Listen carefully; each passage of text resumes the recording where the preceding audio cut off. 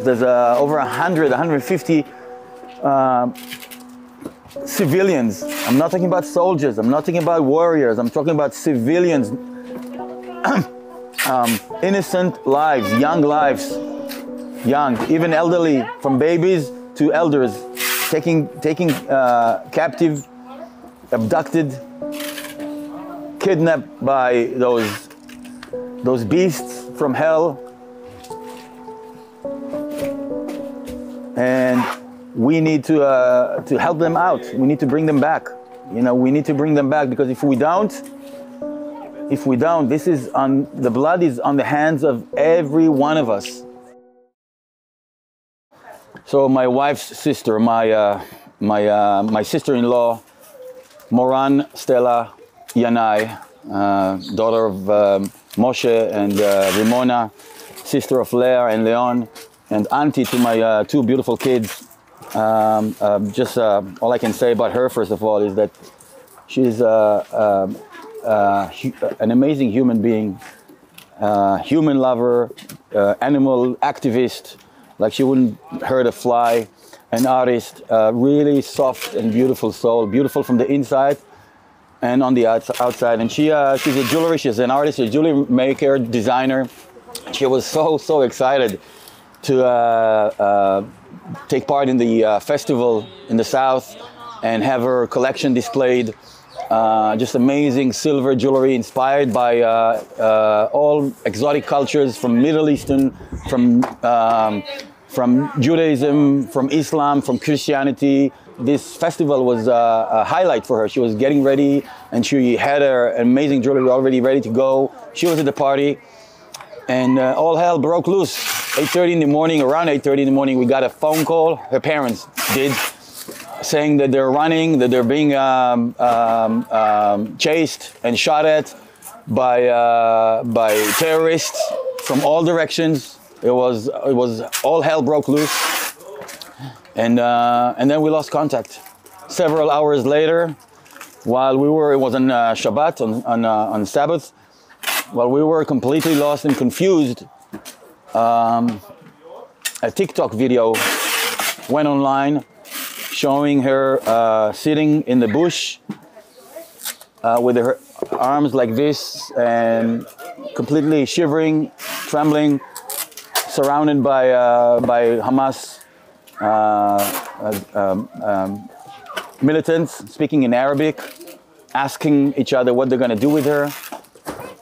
And that's it, we lost contact. Several hours later, the video disappeared from the online, from TikTok. And since then, my wife, her older sister, and her brother are completely shattered, distraught, devastated. My wife is on anxiety pills, and I'm with the kids outside. Basically, we're clutching at straws. We're trying to grab to something and find some sort of hope. We're hearing and seeing the horrific sights and not even animalistic, because animals cannot even comprehend what's happening here.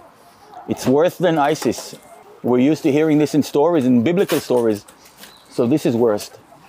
This is worse. This is rape, babies beheaded, captured, elderly, whole family. You know, even in the Holocaust, there was some sort of order, some sort of, they took him out, but clean. This is beyond any comprehension.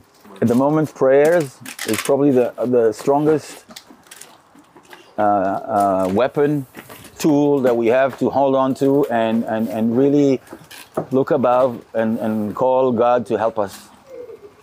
But in the same sentence, I'm here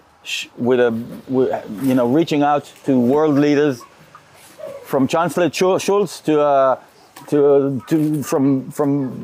Biden to Putin, from world leaders, from the press. I'm holding myself from crying out, but I'm seeing the families. I'm seeing my wife completely distraught. She doesn't want the children to see her. She hasn't eaten in 4 days. I don't know how we're going to continue after this. We need to raise the awareness worldwide. We need leaders, we need press to get involved, to really actively get involved and help save those lives. There's over 150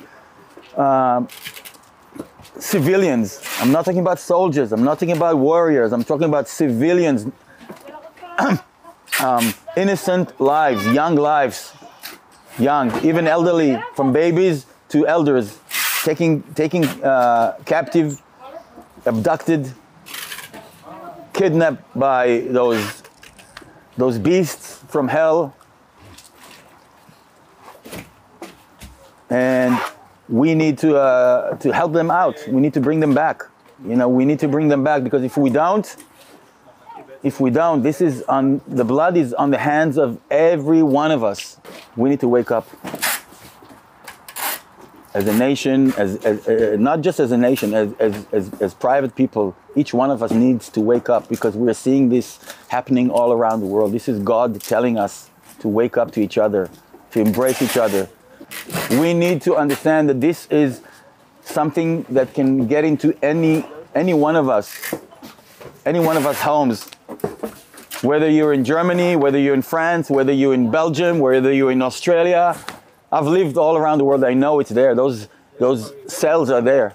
We need to wake up to that, because it's going to be too late. In Sweden, they're just waiting to explode. In Belgium, they're just waiting to explode. We're seeing sparks of that. Even Germany.